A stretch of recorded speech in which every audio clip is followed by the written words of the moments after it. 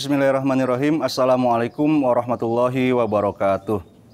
Apa kabar teman-teman? Saya senang sekali pada hari ini bisa kembali bertemu dengan Anda semua pada mata kuliah filsafat. Insya Allah pada hari ini kita akan mendiskusikan tentang urgensi atau nilai penting dari filsafat.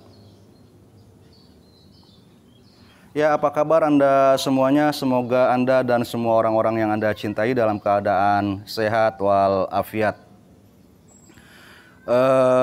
Sudah 2 minggu dan kita memasuki minggu ketiga perkuliahan. Saya ingin tahu apa hal terbaik yang terjadi pada diri Anda pada awal semester ini. Buku-buku apa saja yang sudah Anda baca? Ya, bagi saya pribadi, bertemu dengan Anda semua pada mata kuliah filsafat Islam ini merupakan hal yang terbaik yang terjadi pada diri saya belakangan ini. Kita sudah cukup lama libur ya, walaupun dalam liburan itu kita tetap belajar, tapi bisa membalikan keadaan kita belajar dan mengajar tapi sambil tetap liburan seperti sekarang ini, itu juga sangat menyenangkan.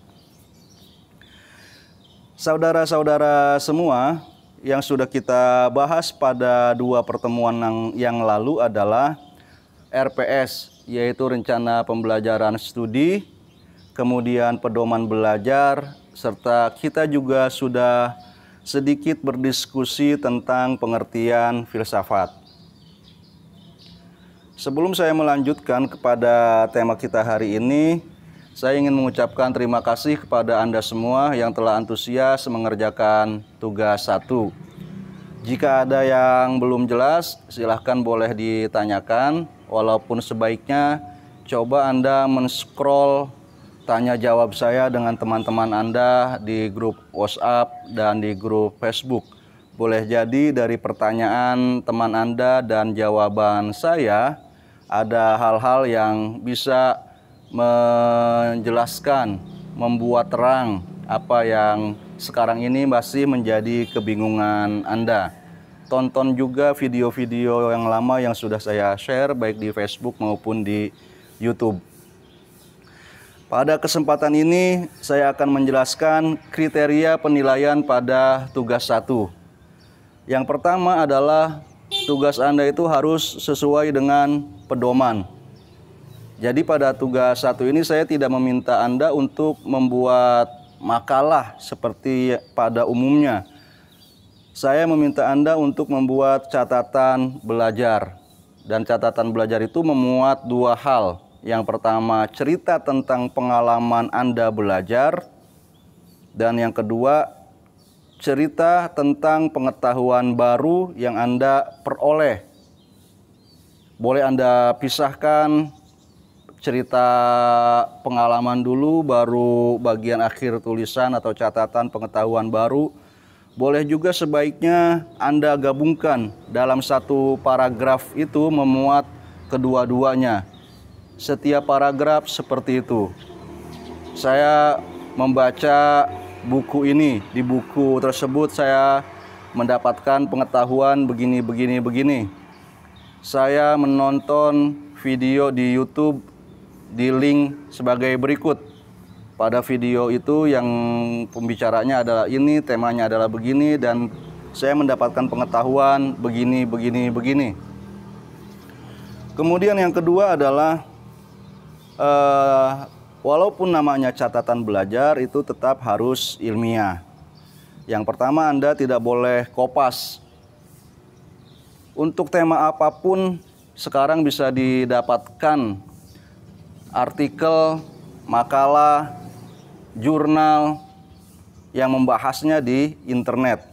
Anda tidak boleh hanya sekedar menyalin dari sana, tapi harus mencernanya terlebih dahulu, kemudian mengungkapkannya kembali dengan bahasa Anda. Mencernanya atau menjadikan itu sebagai pengetahuan bagi diri Anda. Kalau sekedar makalah ya berikan saja linknya gitu. Tapi apa yang Anda peroleh dari makalah itu ialah yang terpenting. Kemudian yang kedua, Anda harus menggunakan sumber belajar atau rujukan yang otoritatif. Banyak blog yang membahas tema-tema yang bagus, tapi kita tidak mengenal siapa penulisnya. Jika Anda sebutkan link dan identitas dari penulis serta judulnya, itu masih baik. Tapi yang lebih baik lagi adalah jika Anda bisa menjelaskan kepakaran, keahlian dari penulis blog itu dalam tema yang dia bicarakan. Semakin pakar orang yang Anda kutip, maka tulisan Anda semakin baik. Kemudian yang selanjutnya adalah catatan Anda itu tidak boleh ada salah ketiknya. Walaupun ketika menulis komentar di Facebook dan di WhatsApp, Anda seringkali tidak peduli pada huruf kapital, huruf kecil, penggunaan titik koma, spasi, dan sebagainya, maka dalam penulisan catatan ini semua itu harus Anda perhatikan. Malah itu menjadi bagian penilaian yang terbesar. Kemudian yang keempat adalah Anda harus mematuhi PUEBI, Pedoman Umum Ejaan Bahasa Indonesia. Ini adalah yang dulu disebut dengan EYD, ejaan yang disempurnakan. Misalnya ya bagaimana cara menulis kata di sebagai imbuhan, itu harus tidak boleh pakai spasi, dan kata di sebagai kata depan, di atas, di bawah, di depan, di belakang, itu harus dipisah dengan spasi, misalnya seperti itu. Kemudian yang ketiga adalah orisinal. Jadi tulisan Anda harus mencerminkan diri Anda. Dengan membacanya seolah-olah saya melihat Anda yang sedang belajar. Nah, walaupun tadi saya memberikan contoh, kemudian beberapa waktu yang lalu juga saya sudah membagikan link blog dari catatan kakak kelas Anda maupun catatan saya sendiri ketika kuliah. Saya harapkan itu hanya menjadi sumber inspirasi, bukan menjadi kekangan. Harus seperti itu Anda menulis. Jangan seperti itu. Silakan Anda kreatif dan ekspresif. Ya. Semakin beda dengan apa yang telah ditulis oleh teman Anda, itu semakin bagus. Dan saya bosan kalau membaca catatan Anda semua awalnya atau banyak sekali bagian-bagian yang sama. Jadi coba khalif tu'raf, berbedalah dengan orang lain agar Anda bisa dikenal. Kemudian yang ketiga adalah mendalam. Jangan cepat puas. Pak, tugas catatan 1 saya sudah selesai. Perbanyak sumber belajar. Cari lagi buku yang baru, cari lagi video yang lain. Misalnya pada setiap masalah itu ada pro dan kontranya. Anda cari siapa saja yang pro dan siapa saja yang kontra. Telusuri terus sumber-sumber belajar yang baru. Begitu juga dalam masalah pengetikan. Misalnya sudah ada salah ketik yang saya beritahu, kemudian Anda merasa sudah mengeditnya. Nah, jangan cepat puas juga. Siapa tahu masih ada kesalahan. Periksa lagi dengan cermat. Dan saya ingin dalam membaca catatan Anda ini saya bisa merasakan bahwa Anda menikmati proses belajar. Walaupun pahit, tapi ini seperti obat yang bisa menyembuhkan penyakit kebodohan kita. Belajar itu adalah obat. Dan yang diobati, yang disembuhkan adalah sakit bodoh. Saudara-saudara sekalian, selanjutnya saya akan mereview apa yang sudah kita diskusikan pada minggu yang lalu. Ada beberapa definisi filsafat yang sudah kita bahas. Yang pertama, bahwa filsafat itu adalah cinta kebijaksanaan. Saya sudah menjelaskan apa saja yang dimaksud dengan kebijaksanaan. Ya, salah satu pengertiannya bahwa kebijaksanaan itu meliputi cinta kepada kebenaran, kebaikan, dan keindahan. Kemudian yang kedua, kita mendiskusikan definisi filsafat sebagai induk dari ilmu pengetahuan. Bagaimana dulu semua ilmu itu disebut sebagai filsafat. Karena pada zaman Yunani dan juga pada masa Islam, filsafat itu meliputi dua ilmu, yaitu ilmu teoritis dan ilmu praktis. Ilmu teoritis mencakup pembahasan tentang fisika, matematika, dan metafisika. Kemudian pembahasan praktis mencakup tentang etika, ekonomi, dan politik. Nah, kemudian satu persatu dari ilmu-ilmu tersebut menjadi otonom atau mandiri. Yang tersisa atau yang tetap setia menjadi bagian dari filsafat itu adalah metafisika. Nah, karena pada awalnya mereka semua ada di dalam filsafat, karena itu filsafat disebut sebagai induk dari semua ilmu. Atau bisa juga definisi ini dimaknai semua ilmu itu langsung membahas ciri-ciri dari objek yang dia teliti.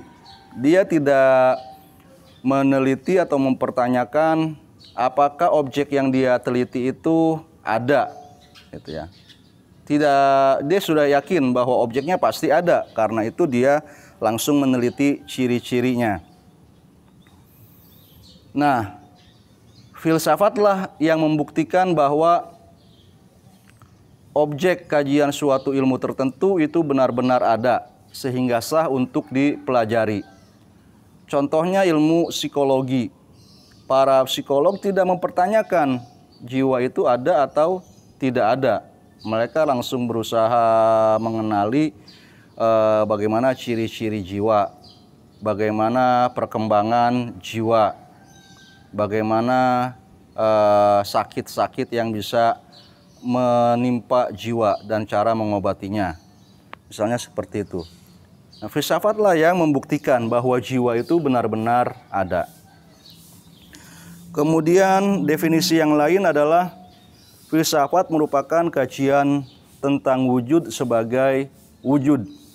Artinya mengkaji wujud sebagai sebuah keseluruhan, bukan sebagai suatu bagian atau aspek tertentu dari wujud.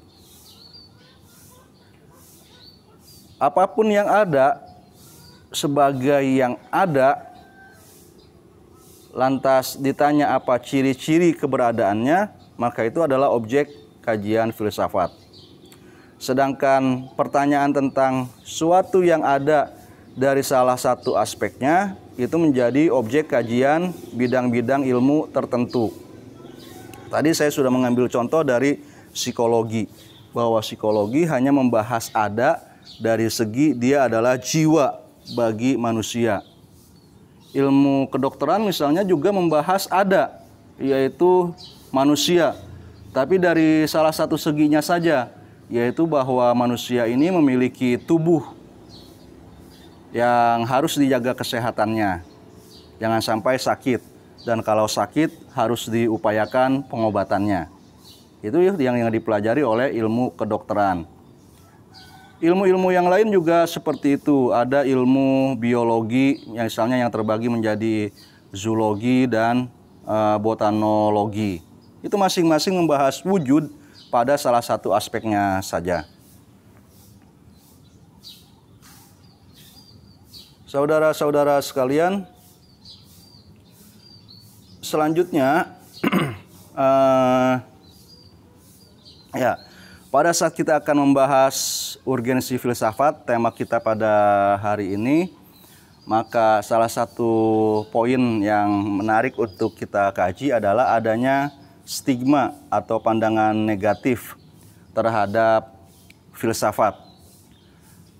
Mungkin dalam pengalaman Anda, salah satu stigma ini pernah Anda dengar, dari orang di sekitar Anda, dari keluarga atau guru atau teman-teman di dekat Anda. Misalnya ada yang mengatakan bahwa filsafat itu samar, suram, tidak jelas, susah dipahami, dan tidak berguna untuk dipelajari. Oleh karena itu ya tidak usah dipelajari. Atau ada juga yang mengatakan bahwa filsafat itu adalah hura-hura pemikiran, tidak langsung memberikan manfaat material, sehingga ya ujungnya sama, tidak usah dipelajari. Atau ada yang mengatakan bahwa filsafat itu tidak berguna di zaman sekarang pada saat sains dan teknologi sudah sangat berkembang.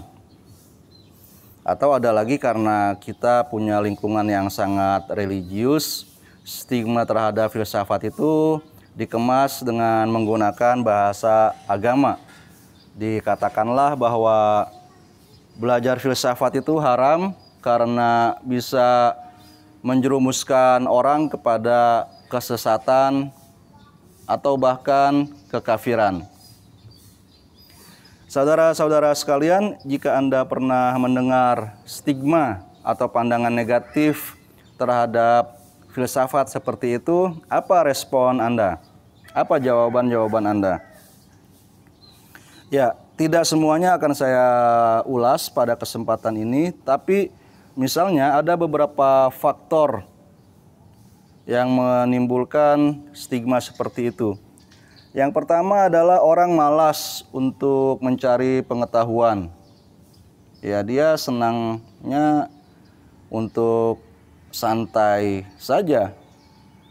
Tapi untuk malas dan santai ini harus ada alasannya juga. Karena itu dia sebutlah bahwa yang tidak mau dia pelajari itu adalah sesuatu yang susah. Kalau mudah maka akan dia pelajari. Dia lupa bahwa padahal semua ilmu, semua keterampilan atau skills itu juga semuanya susah untuk dipelajari. Misalnya seorang anak yang sedang berusaha belajar naik sepeda saja, mungkin dia akan beberapa kali terjatuh sebelum bisa lancar bersepeda. Belajar matematika, belajar bahasa, semua itu juga susah, bukan hanya filsafat saja. Tapi kita harus tetap berusaha bekerja keras mempelajarinya. Tidak menjadi seperti serigala yang ingin anggur, tapi buah anggur itu ada di ranting yang tinggi. Lantas setelah dia beberapa kali berusaha menggapainya, tapi tidak dapat, akhirnya dia mengatakan, sudah, saya nggak mau makan buah anggur itu karena rasanya pasti asam. Kemudian sumber stigma itu juga bisa karena orang takut kepada pengetahuan. Pengetahuan itu akan menimbulkan konsekuensi. Kalau Anda tahu sesuatu, maka Anda harus begini, jangan begitu. Karena Anda tidak mau disuruh begini, tidak mau dilarang begitu, maka Anda memilih untuk ya sudah, saya tidak tahu saja. Seolah-olah itu adalah alasan. Kemudian takut tahu ini juga bisa karena sifat kritis itu akan ya terasa mengancam. Terutama bagi orang-orang yang memiliki otoritas atau wewenang. Misalnya sebagai orang tua kalau dikritisi oleh anak, itu rasanya nggak enak. Guru kalau dikritisi oleh murid, dosen kalau dikritisi oleh mahasiswa, penguasa kalau dikritisi oleh rakyat, semuanya merasa tidak enak, gitu ya. Jadi mereka takut jika anak, murid atau rakyat ini menjadi kritis. Dan penyebab dari sifat kritis itu adalah pengetahuan. Jadi mereka takut dirinya tahu dan takut orang lain juga tahu. Mereka berusaha menyembunyikan pengetahuan itu, berusaha menumpulkan sifat kritis karena ingin aman. ingin mempertahankan kondisi stabil yang menyenangkan, yang nyaman bagi mereka.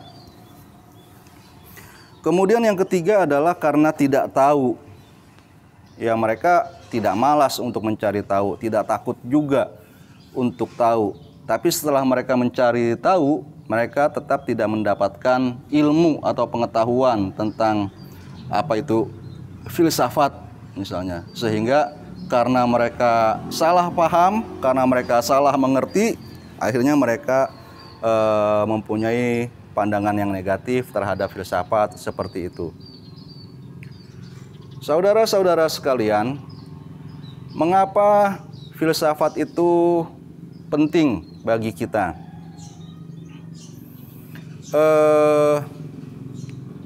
Filsafat penting bagi kita diantaranya bisa kita pahami dengan mempelajari apa bedanya pengetahuan dan tujuan hidup di antara manusia dengan binatang. Dari segi pengetahuan, binatang itu hanya mengetahui fenomena dari segala sesuatu. Artinya mereka hanya mengetahui hal-hal luar, tampilan-tampilan dari sesuatu. Tidak mengetahui nomenanya, yaitu maknanya atau hakikat dari sesuatu. Mereka tidak mengetahui hal tersebut karena sumber pengetahuan mereka hanyalah indera. Akal mereka tidak sempurna akal manusia. Misalnya saat binatang itu bertemu dengan makhluk yang lain di sekitarnya, maka dia berusaha mengenali ini lawan atau kawan saya. Sementara manusia itu tidak sekedar itu. Tampilannya bisa menjadi kawan, tapi sesungguhnya adalah lawan atau sebaliknya. Di antara binatang tidak ada yang menggunakan topeng seperti itu. Hanya manusialah binatang yang bertopeng. Kemudian pengetahuan binatang itu juga bersifat partikular. Sedangkan pengetahuan manusia bersifat universal. Apa maksudnya partikular dan universal di sini? Misalnya, jika Anda mengenal kata manusia itu adalah suatu universal, suatu sebutan yang bisa cocok atau berlaku bagi banyak individu. Saya adalah manusia, Anda Muhammad adalah manusia, Anda Mahmud adalah manusia juga, Hamid adalah manusia. Ahmad, Muhammad, Mahmud, dan Hamid itu adalah individu-individu partikular yang masuk dalam sebuah sebutan universal, yaitu manusia. Binatang hanya bisa mengenali partikular itu, dan mereka tidak mengenal konsep yang namanya manusia. Mereka bisa mengenal ayam misalnya. Ayam betina bisa mengenali ayam jago yang ada di sekitarnya. Tapi dia tidak mengenal konsep keluarga.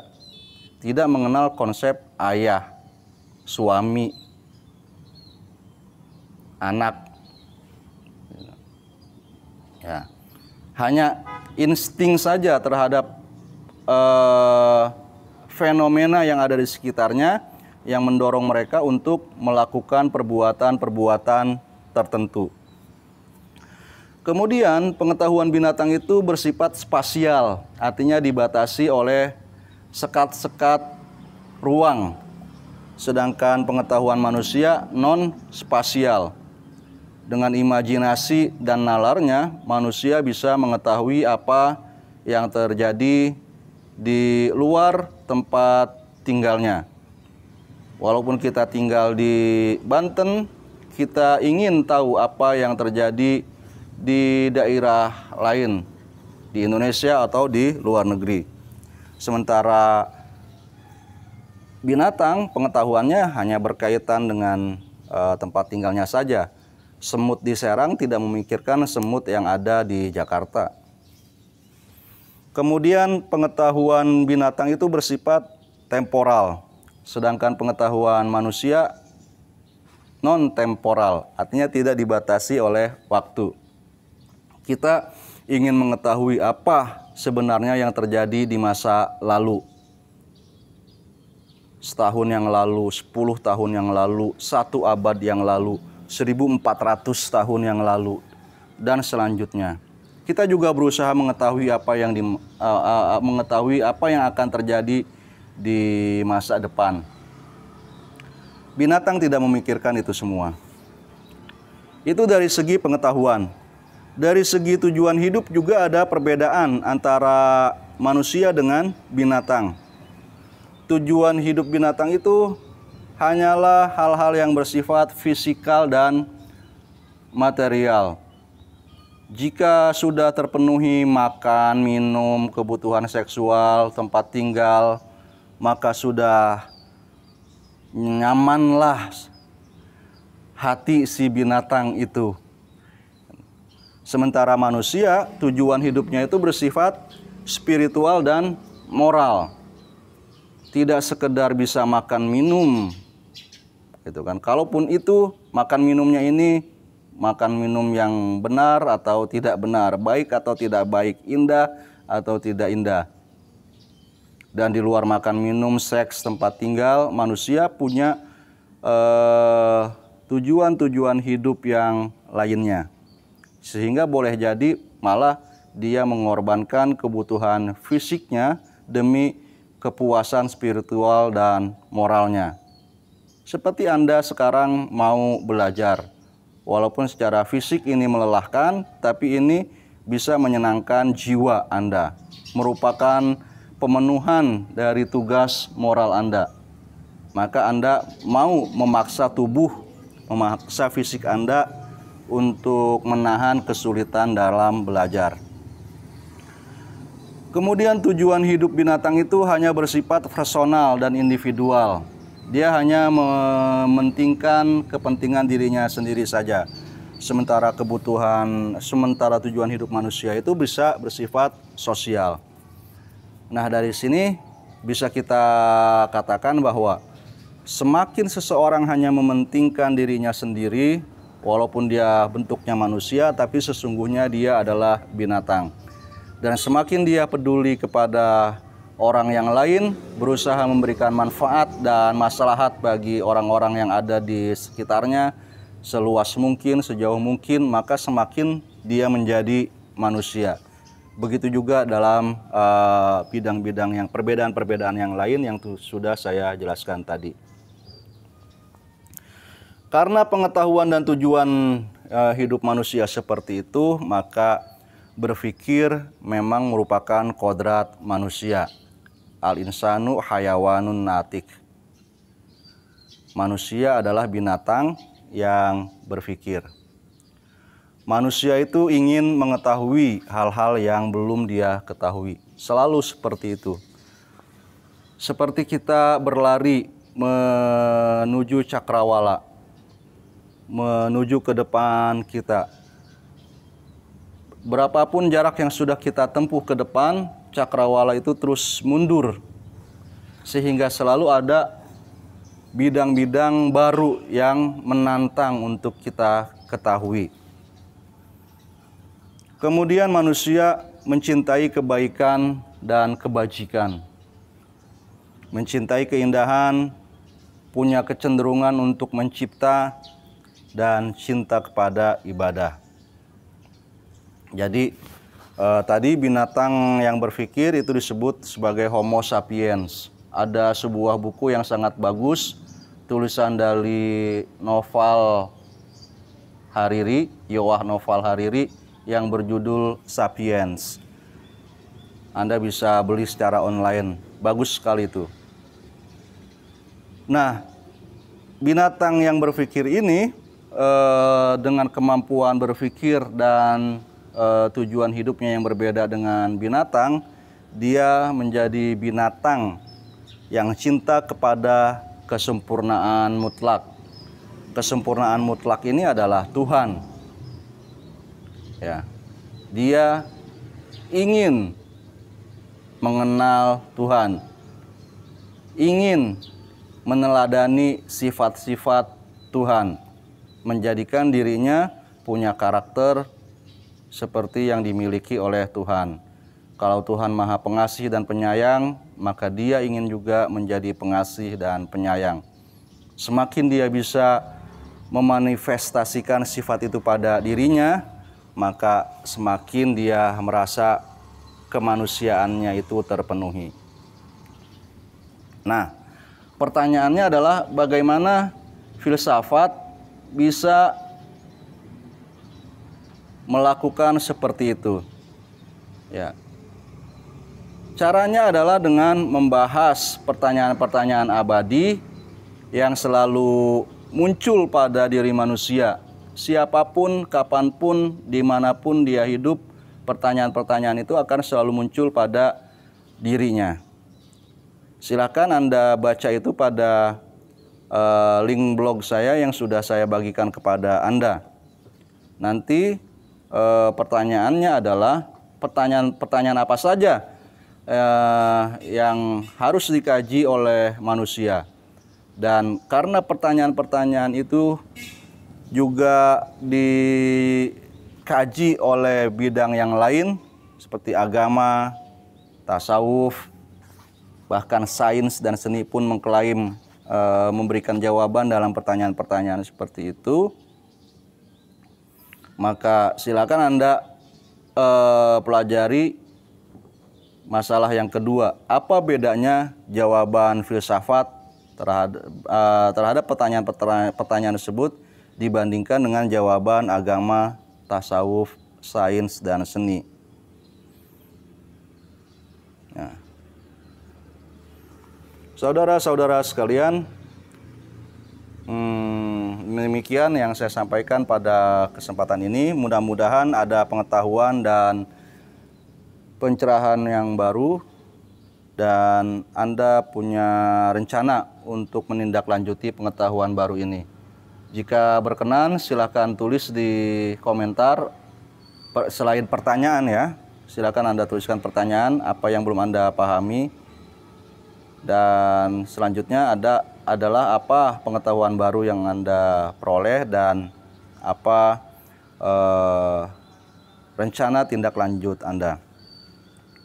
Nah, tadi sebelum menjawab pertanyaan ini, saya meminta Anda untuk membaca link yang sudah saya bagikan, link blog ya yang sudah saya bagikan, untuk mengetahui apa saja pertanyaan-pertanyaan abadi yang harus dijawab oleh manusia yang bisa mengantarkan dia kepada kesempurnaan.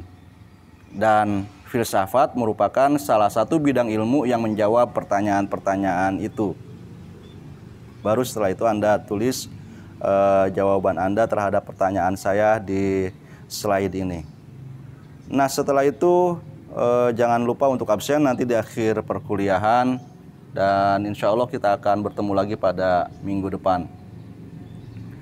Saudara-saudara sekalian, silakan selanjutnya kita bisa berinteraksi pada media sosial yang sudah kita sepakati. Kurang lebihnya saya minta maaf. Hasbunallahu wa ni'mal wakil. Assalamualaikum warahmatullahi wabarakatuh.